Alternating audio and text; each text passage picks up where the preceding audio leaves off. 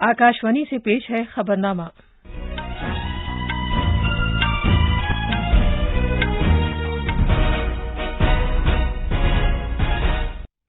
आदाब।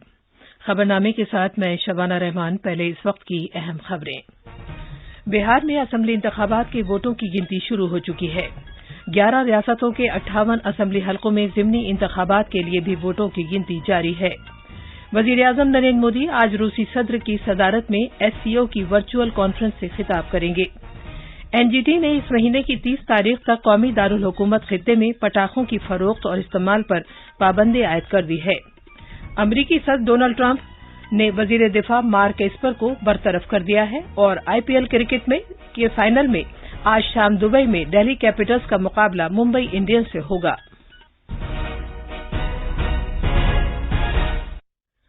जैसा कि आप जानते हैं, मुल्क कोविड-19 आलमी वबा से निमट रहा है। हम बुलेटिन का आगाज अपनी हिफाजत और महफूज रहने के लिए एहतियात बरतने की सलाह के साथ कर रहे हैं, जिसके 3 आसान तरीके हैं। चेहरे पर मास्क लगाएं, जिस्मानी फासले के लिए 2 गज की दूरी बरकरार रखें और हाथ और चेहरा साफ रखने पर खास ध्यान दें। अब खबरें तफसील से। बिहार में असेंबली इंतखाबात और 11 रियासतों के 58 असेंबली हलकों के लिए ज़िमनी इंतखाबात में वोटों की गिनती शुरू हो चुकी है। बिहार में वाल्मीकि नगर लोकसभा सीट के ज़िमनी इंतखाब के लिए वोटों की गिनती साथ ही हो रही है। बिहार के आला इंतखाबी अफसर एचआर श्रीनिवास का कहना है कि नताइज में ज्यादा वक्त लग सकता है, क्योंकि इस मर्तबा ज्यादा तादाद में ईवीएम इस्तेमाल की गई हैं। बिहार के 38 अजला में गिनती के लिए 55 मरकज कायम किए गए हैं। कुल मिलाकर 414 हॉल में गिनती की जा रही है। सोशल डिस्टेंसिंग बरकरार रखने के लिए एक कमरे में 7 से ज्यादा मेजें नहीं लगाई गई हैं। फतेह के जुलूस पर पाबंदी आयद कर दी गई है और गिनती के मराकज के आसपास इम्तनाई अहकामात जारी कर दिए गए हैं। इंतखाबी कमीशन ने गिनती के दौरान कोविड प्रोटोकॉल पर अमल करने की हिदायत दी है।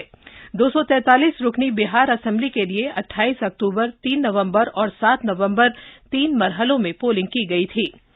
आइए अब हम ताजा जानकारी के लिए पटना में मौजूद अपने नामानिगार कृष्ण कुमार लाल के पास चलते हैं। जी कृष्ण कुमार जी, आपके पास क्या ताजा जानकारी है? रवाना, मैं इस समय पटना स्थित एएन कॉलेज में बनाए गए मतगणना केंद्र के पास खड़ा हूँ। यहाँ 14 विधानसभा क्षेत्रों के वोटों की गिनती हो रही है। पहले डाक मत पत्रों की गिनती की जा रही है। इसके बाद ईवीएम खोले जाएंगे। आधे घंटे के बाद मतगणना का रुझान मिलने लगेगा। ईवीएम की संख्या अधिक होने के कारण इस बार परिणाम आने में देर होगा। पिछले विधानसभा चुनाव के मुकाबले इस बार 45% अधिक ईवीएम मशीनों का चुनाव में उपयोग किया गया। 414 मतगणना हॉल में वोटों की गिनती की जा रही है। कृष्ण कुमार जी, कोरोना वबा के दौरान गिनती के लिए क्या इंतजाम किए गए हैं? रवाना, चुनाव आयोग ने मतगणना के दौरान कोविड प्रोटोकॉल का पालन करने का निर्देश दिया है। सोशल डिस्टेंसिंग को ध्यान में रखते हुए मतगणना हॉल में 14 की जगह 7 मतगणना टेबल लगाए गए हैं। मतगणना कर्मियों को थर्मल स्कैनिंग के बाद ही केंद्रों में जाने की अनुमति दी गई। सभी के लिए मास्क अनिवार्य किया गया है। मतगणना केंद्र के अंदर और बाहर 3 लेयर की सुरक्षा व्यवस्था की गई है। संवेदनशील इलाकों में अतिरिक्त सुरक्षा बलों की ड्यूटी लगाई गई है। जुलूस निकालने पर प्रतिबंध लगाया गया है। राजनीतिक दलों के दफ्तर के बाहर सुरक्षा व्यवस्था कड़ी कर दी गई है। सवाना, ताजा जानकारी के लिए आपका बहुत बहुत शुक्रिया। मध्य प्रदेश में 28 असेंबली हलकों के ज़िमनी इंतखाबात के लिए वोटों की गिनती कोरोना प्रोटोकॉल और सख्त सिक्योरिटी के दौरान जारी है। हमारे नामानिगार के मुताबिक शाम तक नताइज मिलने की उम्मीद है। इंतखाबी कमीशन की हिदायत के मुताबिक वोटों की गिनती डाक से आए वोटों के साथ शुरू हुई है। मध्य प्रदेश की 28 सीटों के लिए डाक से कुल 46,619 वोट हासिल हुए हैं। वोटों की गिनती के सबसे ज्यादा 32 राउंड ग्वालियर मशरकी असेंबली हल्के के लिए, जबकि सबसे कम 18 राउंड की गिनती अनूपपुर असेंबली हल्के के लिए होगी। वोटों की गिनती के बाद हर असेंबली सीट के लिए कोई सी भी 5-5 वीवीपैट मशीनों के साथ वोटिंग पर्चियों का मिलान किया जाएगा। भोपाल से संजीव शर्मा की रिपोर्ट के साथ खबरनामे के लिए हुसैन अख्तर। गुजरात में 8 असेंबली सीटों के लिए ज़िमनी इंतखाबात के वोटों की गिनती जारी है। इंतखाबी कमीशन ने कोविड-19 वबा के तनाजुर में इसके लिए खुसूसी बंदोबस्त किए हैं। 8 असेंबली हलकों के ज़िमनी इंतखाबात के लिए वोटों की गिनती सुबह 8 बजे शुरू हो चुकी है और दोपहर तक नतीजे आने की उम्मीद है। आज वोटों की गिनती में साबिक वजीर और बीजेपी के उम्मीदवार किरित सिंह राणा समेत कई उम्मीदवारों की किस्मत का फैसला होगा। वोटों की गिनती के मराकज को पूरी तरह सैनिटाइज करने के बाद गिनती का अमल कोविड प्रोटोकॉल पर अमल दरामद के साथ किया जा रहा है। हुक्मरान बीजेपी को इस ज़िमनी इंतखाब में कोई नुकसान नहीं होगा क्योंकि ये सभी सीटें पहले कांग्रेस के पास थीं। अहमदाबाद से योगेश पांड्या की रिपोर्ट के साथ खबरनामे के लिए वसीम अहमद। उत्तर प्रदेश में 7 असेंबली हलकों के लिए हुए ज़िमनी इंतखाबात में वोटों की गिनती जारी है, जो सख्त सिक्योरिटी के दरमियान आज सुबह 8 बजे शुरू हुई।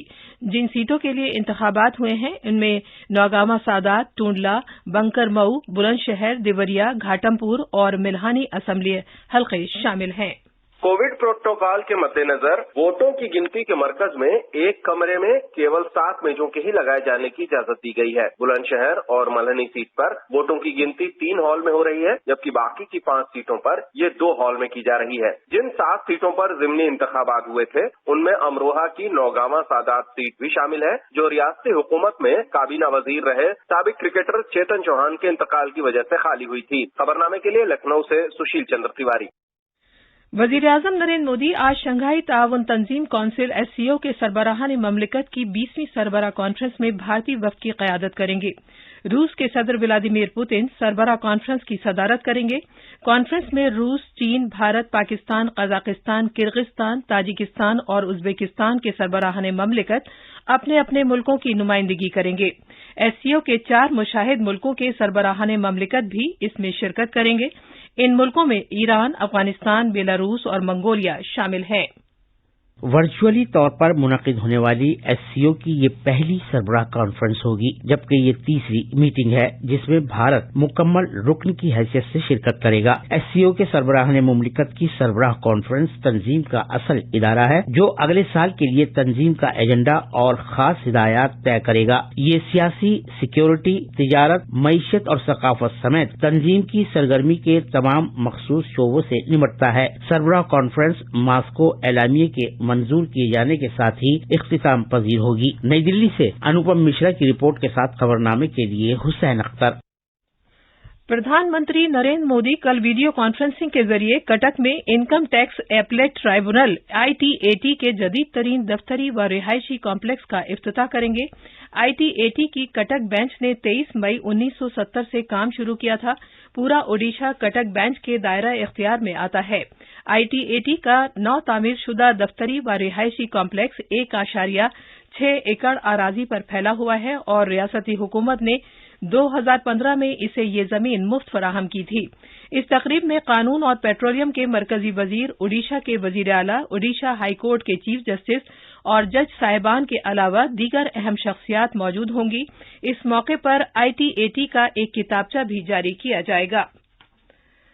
वजीर-ए-आज़म नरेंद्र मोदी ने मुल्क के शहरियों पर जोर दिया है कि वो इस साल दिवाली मुल्क में तैयार की गई अशिया और सामान के साथ मनाएं। उन्होंने लोकल फॉर दिवाली का नारा दिया और कहा कि मुकामी तौर पर तैयार की गई अशिया से दिवाली मनाना हमारा अहद और हमारी जिम्मेदारी है। वजीर-ए-आज़म उत्तर प्रदेश में अपने पार्लिमानी हल्के वाराणसी में 614 करोड़ रुपए से ज्यादा मालियत के 30 तरक्याती प्रोजेक्टों का वर्चुअल तरीके से इफ्तिताह करने और संगे बुनियाद रखने के बाद इजहार ख्याल कर रहे थे। लोकल के लिए वोकल, वोकल फॉर लोकल, इसके साथ ही लोकल फॉर दिवाली, इसके मंत्र को, इसकी गूंज चारों तरफ अब सुनाई देने लगी है। मेरा कहना है लोकल फॉर दिवाली को खूब प्रमोट करें, खूब प्रचार करें। हर एक व्यक्ति जब गर्व के साथ लोकल सामान खरीदेगा, लोकल की चर्चा करेगा, लोकल प्रोडक्ट का गौरव करेगा, नए नए लोगों तक ये बात पहुंचाएगा कि हमारे लोकल प्रोडक्ट कितने अच्छे हैं, कितने शानदार है, किस तरह हमारी पहचान है, तो ये बातें दूर दूर तक जाएगी। ये खबरनामा आकाशवाणी से नश्र किया जा रहा है। कोविड-19 से बचाव और सुरक्षित रहने के 3 उपाय। मास्क लगाएं, 2 गज दूरी है जरूरी, सुरक्षित दूरी रखें, हाथ और मुंह साफ रखें।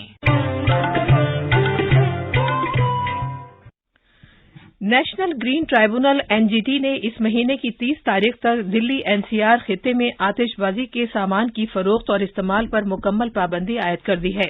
ट्राइब्यूनल के चेयरमैन आदर्श कुमार गोयल की सरबराही वाली बेंच ने कहा है कि ये पाबंदी उन शहरों और कस्बों में भी काबिल अमल होगी जहां हवा का मेयार खराब जुमरे में है। अलबत्ता एनजीटी ने उन शहरों और कस्बों में आलूदगी से पाक पटाखों की फरोख्त की इजाजत दे दी है जहां हवा का मेयार मुतदिल है या कम है, लेकिन उन्होंने कहा कि दिवाली, छठ पूजा, क्रिसमस और नए साल के मौके के दौरान आतिशबाजी छोड़ने पर 2 घंटे की पाबंदी आयद रहेगी। फिलहाल रियासती सरकारों ने त्योहारों के सीजन के दौरान आतिशबाजी के सामान की फरोख्त और इस्तेमाल की इजाजत देने या उन पर पाबंदी लगाने से मुताल्लिक अपने ही रहनुमा खतूत कायम किए हैं। हुकूमत ने मरबूत कोल्ड चेन और वैल्यू एडिशन की स्कीम के तहत 21 प्रोजेक्टों को मंजूरी दे दी है, जिन पर 189 करोड़ रुपए की ग्रांट के साथ 433 करोड़ रुपए मालियत की सरमायाकारी होगी। इन प्रोजेक्टों की मंजूरी बैन वजारती कमेटी की मीटिंग में दी गई, जिसकी सदारत खुराक को डिब्बाबंद करने की सनअतों के वजीर नरेंद्र सिंह तोमर ने की थी। अमरीकी सदर डोनाल्ड ट्रंप ने वजीर दिफा मार्क एस्पर को बरतरफ कर दिया है। ट्विटर पर इसका ऐलान करते हुए सदर ट्रंप ने कहा है कि इंसदादे दहशतगर्दी के कौमी मरकज के डायरेक्टर क्रिस्टोफर मिलर फौरी तौर पर कारगुजार वजीर दिफा का चार्ज संभालेंगे। अपने सिलसिलेवार ट्वीट में सदर ने कहा है कि क्रिस्टोफर मिलर शानदार काम करेंगे। मार्क एस्पर की खिदमात का शुक्रिया अदा करते हुए ट्रंप ने कहा है कि उन्हें बरतरफ कर दिया गया है। जनाब ट्रंप ने अब तक जो बाइडन को मुंतखब करने वाले अमरीकी इंतखाबात के नताइज को कबूल नहीं किया है और अदालत में उन्हें चैलेंज करने के अज़्म का इजहार किया है। 20 जनवरी को जनाब बाइडन के ओहदा संभालने से पहले जनाब ट्रंप को फैसले करने का इख्तियार हासिल है। आईपीएल क्रिकेट में आज शाम दुबई में खेले जाने वाले फाइनल में दिल्ली कैपिटल्स का मुकाबला मौजूदा चैंपियंस मुंबई इंडियंस से होगा। दिल्ली कैपिटल्स अबुधाबी में खेले गए दूसरे क्वालीफायर में सनराइजर्स हैदराबाद पर 17 रन की जीत के साथ पहली मर्तबा आईपीएल के फाइनल में पहुंची है। मैच शाम 7:30 बजे शुरू होगा। उधर खवातीन क्रिकेट में ट्रेल ब्लेजर्स ने मौजूदा चैंपियन सुपरनोवास को 16 रन से हराकर शारजा में T20 मुकाबले का खिताब जीत लिया है। ट्रेल ब्लेजर्स ने पहले बल्लेबाजी करते हुए मुकर्ररा 20 ओवर्स में 8 विकेट पर 118 रन बनाए। जीत के लिए दरकार निशाने को हासिल करते हुए सुपरनोवास 20 ओवर्स में 7 विकेट के नुकसान पर महज 102 रन ही बना सकी। खबरें हमारी वेबसाइट news.on.air/urdu पर भी दस्तयाब हैं। अब अखबारात के आईने के साथ हैं हुसैन अख्तर। शुक्रिया शबाना। राजधानी दिल्ली से शाये होने वाले आज के ज्यादातर उर्दू अखबारों ने आज होने वाली असेंबली इंतखाबात के वोटों की गिनती को शह सुर्खियों में जगह दी है। रोजनामा इनकलाब की शह सुर्खी है, बिहार पर सबकी निगाहें मरकूज, क्या तेजस्वी के सर पर होगा ताज, खत्म होगा नीतीश राज। अलबत्ता प्रताप ने बीजेपी लीडर शाहनवाज हुसैन के इस बयान को जैली सुर्खी बनाया है कि नीतीश कुमार वजीर आला बनेंगे। राष्ट्रीय सहारा ने फजाई आलूदगी को कम करने के लिए एनजीटी के इस इकदाम को शह सुर्खी बनाया है कि आलूदा शहरों में पटाखों पर पाबंदी। रोजनामा हिंदुस्तान एक्सप्रेस की एक बड़ी सुर्खी है, वाराणसी को मोदी का 620 करोड़ रुपए का दीवाली तोहफा। इसी अखबार ने राजस्थान में गुर्जर तहरीक 90 दिन भी जारी रहने की खबर भी अहमियत के साथ शाये की है। बीएसएफ के एडीजी का ये बयान भी कई अखबारों में नुमाया है कि जम्मू कश्मीर में रवां साल में सिर्फ 25 जंगजू दरअंदाजी में कामयाब हुए। इनकलाब ने अमेरिका के मुंतखब सदर जो बाइडन और नायब सदर कमला हैरिस को सदर जमहूरिया की तरफ से मुबारकबाद के साथ सुर्खी लगाई, हिंद अमेरिका ताल्लुकात होंगे मुस्तहकम। आखिर में अहम खबरों की सुर्खियां एक बार फिर। बिहार में असेंबली इंतखाबात के वोटों की गिनती शुरू हो चुकी है। 11 रियासतों के 58 असेंबली हलकों में ज़िमनी इंतखाबात के लिए भी वोटों की गिनती जारी है। वजीर आजम नरेंद्र मोदी आज रूसी सदर की सदारत में एससीओ की वर्चुअल कॉन्फ्रेंस से खिताब करेंगे। एनजीटी ने इस महीने की 30 तारीख तक कौमी दारुल हुकूमत खित्ते में पटाखों की फरोख्त और इस्तेमाल पर पाबंदी आयद कर दी है। अमरीकी सदर डोनाल्ड ट्रंप ने वजीर दिफा मार्क एस्पर को बरतरफ कर दिया है और आईपीएल क्रिकेट के फाइनल में आज शाम दुबई में दिल्ली कैपिटल्स का मुकाबला मुंबई इंडियंस से होगा। इसी के साथ खबरनामा खत्म हुआ।